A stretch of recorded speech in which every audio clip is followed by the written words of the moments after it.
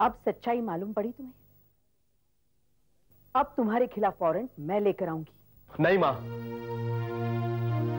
हमें इनके खिलाफ कुछ नहीं करना है। और लाला जाओ, जाकर अपनी बेटी की शादी करो। चिंता मत करना, मैं रास्ते में नहीं आऊंगा। मैंने तुम्हारी बेटी को मना लिया है कि वो तुम्हारी जिंदगी की खातिर अपनी खुशियों का गला घोट दे। ये तुमने क्या किया मोहन?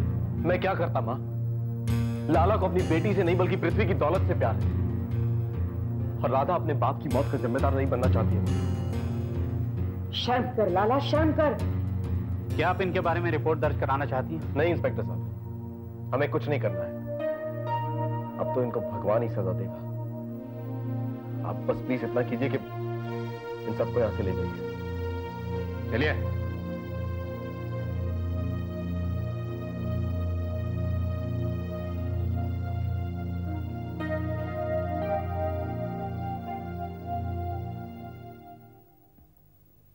मोहन बेटा, मुझे माफ कर दे। न जाने इन लोगों के सामने मैंने तुम्हें क्या भला बुरा कहा। मुझे मारा मैंने, मुझे माफ कर दे बेटा। मां मुझसे माफी मत मांग। जो तुमने समझा हर मां वही समझती। लेकिन मां मुझे इस शहर से दूर ले चलो। इस शहर में राधा की शादी होगी और मैं कुछ नहीं कर सकता। लेकिन ये कुर्बानी तुम्ही ने दी है। मां, मैं ये कुर्बानी, राधा के प्यार सबको भूल जाना चाहता हूं। और इस शहर में रहकर मैं नहीं भूल सकता हूं। मैं तेरा दुख समझती हूं, लेकिन मैं मजबूर हूं। बेटा तो इस शहर में रहना नहीं चाहता और मैं ये शहर छोड़ नहीं सकती, क्योंकि मुझे आज भी उम्मीद है तेरे पिताजी जरूर लौटेंगे। मां, तुम्हारा ये भ्रम कब टूटेगा? ऐसा मत कह। मैं ये कैसे मान लूं कि वो वापस नहीं लौटेंगे? जब तक जिंदा हूं तक इंतजार करते होंगे।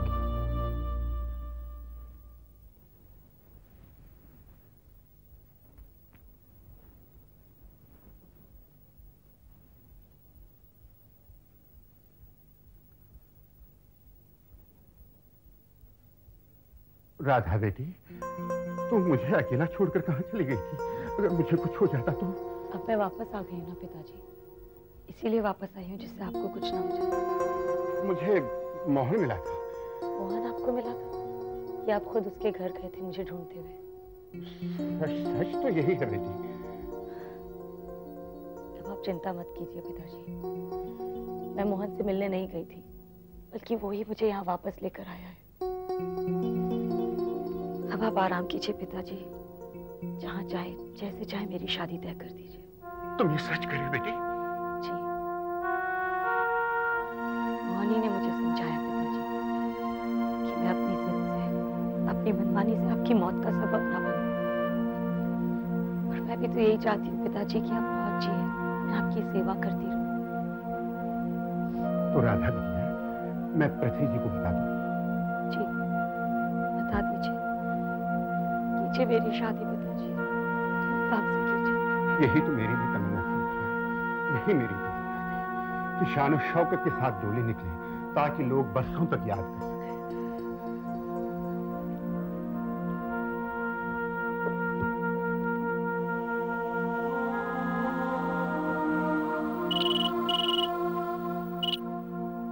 पृथ्वी बोल रहा हूँ। पृथ्वी जी, मैं लाला सुरेंद्र नाथ बोल रहा हूँ। हाँ लाला, मोहन ने ठीक कहा था ना? हाँ हाँ बिल्कुल, राधा बिटिया तो शादी के लिए तैयार हो गई। आप सिर्फ बैंड बाजे की तैयारी कीजिए। अरे भाई, हम तो इंतजाम कर देंगे, लेकिन इतने कम दिनों में तुम तैयारी कर पाओगे? हाँ हाँ, आप बिल्कुल चिंता मत कीजिए। बस तो फिर 15 तारीख को हम समधी बन जाएंगे, क्यों? हाँ हाँ, 15 तारीख एकदम पक्की।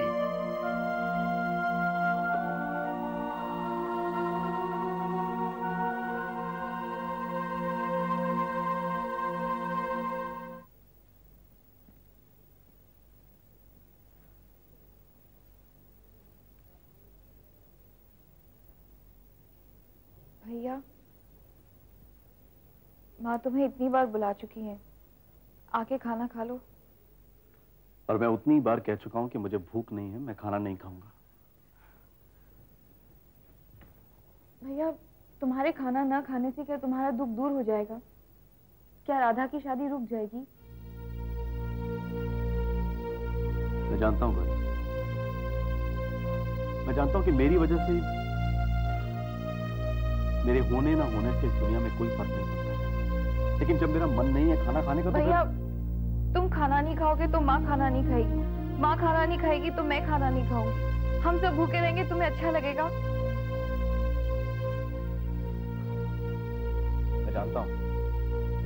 मैं जानता हूं कि तू ये सब इसलिए कह रही है ताकि मैं अपना दुख भूल सकूं, लेकिन गौरी अब मेरे खाना खाने से भी सब पहले जैसा नहीं रह पाएगा, इसलिए प्लीज मुझे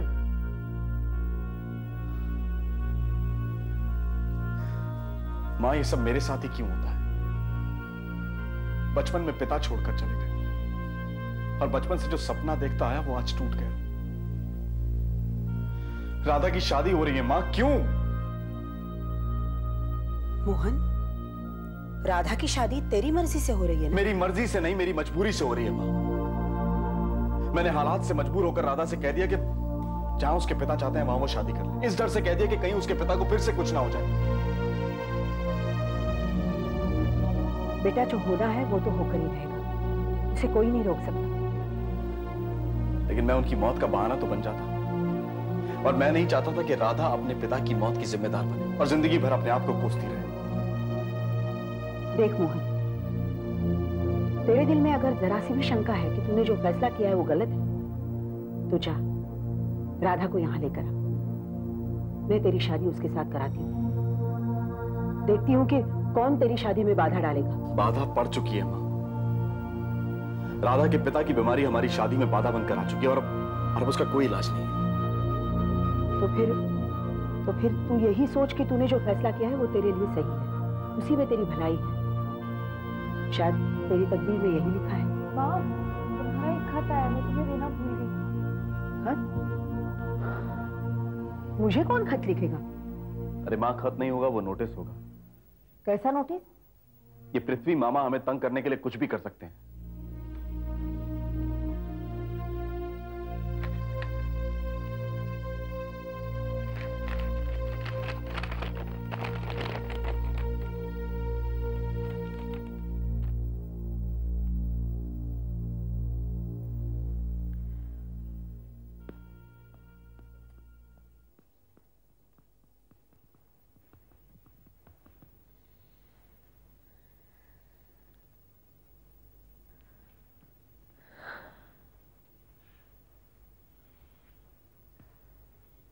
लगता है अभी तक उन्हीं पैसों के बारे में सोच रही हो।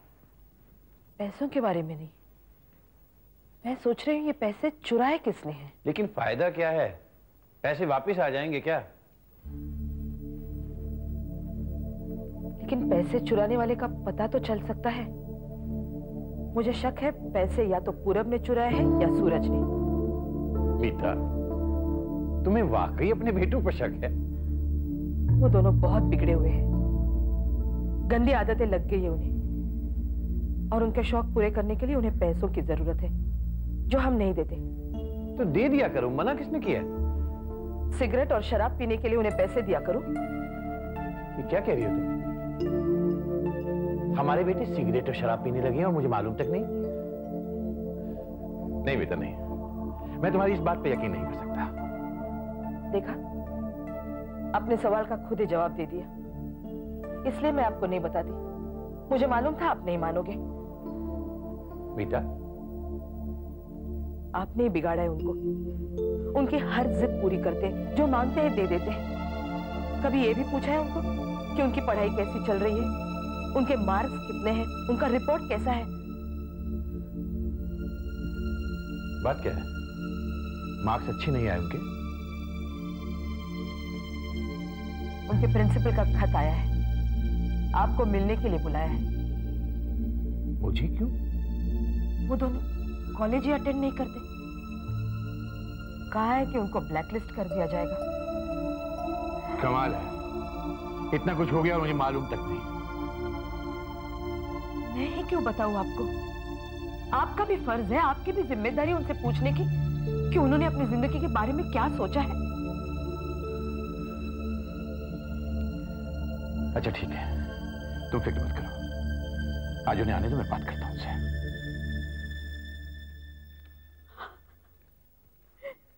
मैंने कहा था ना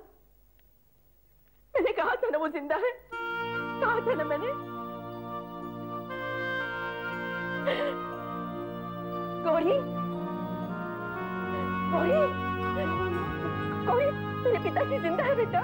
माँ, ये क्या कह रही हो माँ? किसने कहा? किस?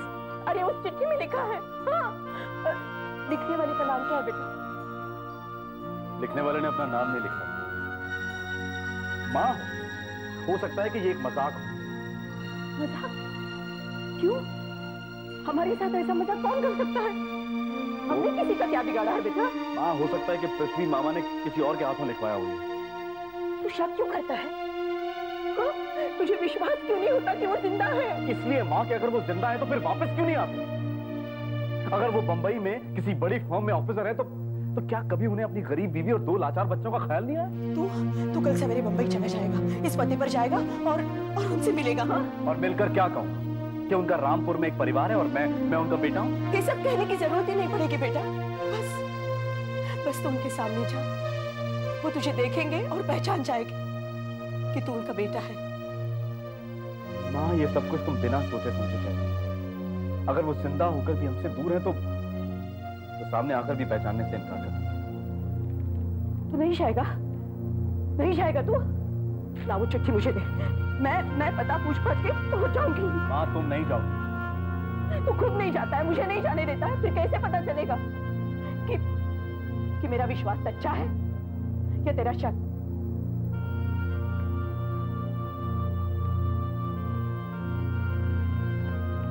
ठीक है, मैं कल सुबह बंबई चलूंगा।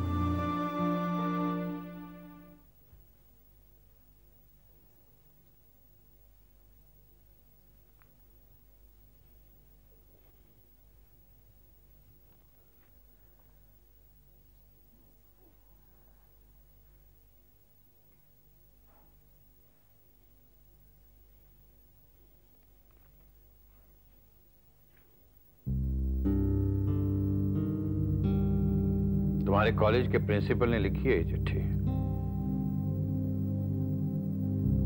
मेरे बगैर सुनाई समझ गए होंगे कि क्या लिखा है इसमें। क्या पूछा हूं मैं, जवाब दो। हमसे गलती हो गई पापा। तुमसे गलती हो गई और तुम्हारे प्रिंसिपल के सामने होगी पेशी मेरी। क्या जवाब दूंगा उसे मैं? क्यों तुम लोगों को ब्लैकलिस्ट ना किया जाए? क्या गारंटी है कि तुम आज के बाद हमेशा हर रोज कॉलेज जाओगे? आई प्रॉमिस पापा, आगे से ऐसा नहीं होगा। आई ऑल्सो प्रॉमिस पापा, आज के बाद मैं कभी कॉलेज मिस नहीं करूंगा। तुम्हारे प्रॉमिस पर यकीन नहीं होता मुझे। मेरा विश्वास तोड़ दिया तुम दोनों ने।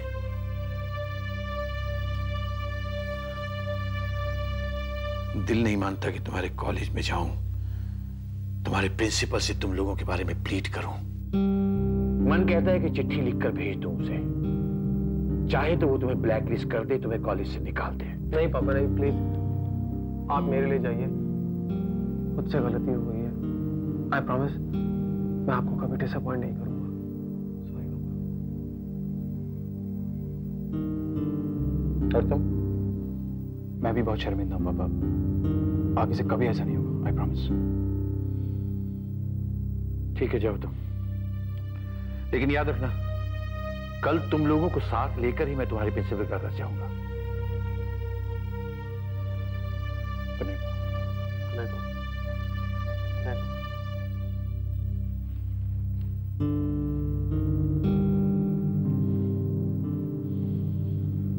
अच्छा किया पापा। इससे क्या शिकायत है तुम्हें?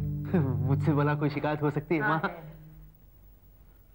ये अपने भाइयों के बारे में सब कुछ जानता तो है, मगर मुझे कुछ नहीं बताता। माँ, पापा उनके बारे में मुझे कैसे पता चलेगा? और मैं उनके साथ पढ़ता भी तो नहीं हूँ। क्यों? वो तुम्हें बताते तो जरूर होंगे कुछ। क्या खाक बताएंगे मुझे? मुझे तो अपने साथ रखते भी नहीं है वो। पापा हमेशा मुझे कहते रहते कि मैं मम्मी का चमचा हूँ। हाँ, क्योंकि तुम हो जो मम्मी के चमचे। क्या खाक चमचा है? मुझे कुछ बताता भी नहीं। ठीक है, जाओ अभी सो जाओ। पापा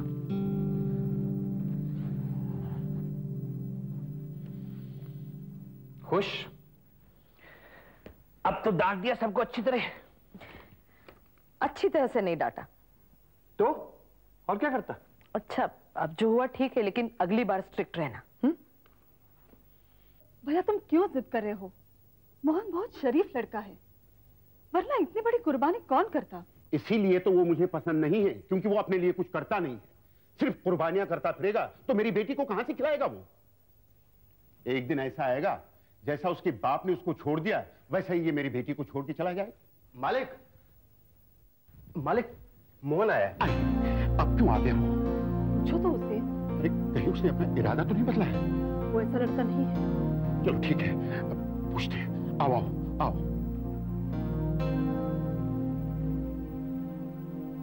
नमस्ते लाला जी। नमस्ते। आओ आओ मोहन, आओ। लाला जी, आप परेशान मत होइएगा। मैं राधा को ले जाने नहीं, सिर्फ राधा से आखिरी बार मिलने आया हूँ। क्यों? राधा से क्यों?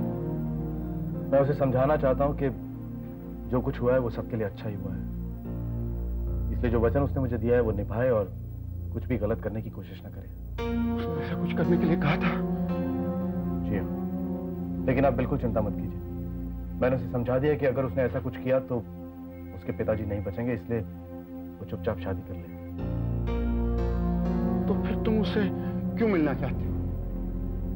उसे याद दिलाने के लिए कि उसने मुझे वचन दिया है। ठीक है, तुम यहीं रहो, मैं उसको भी लाता हूँ। लाला जी, बेहतर यही होगा अगर मैं राधा से अकेले में मिलूं।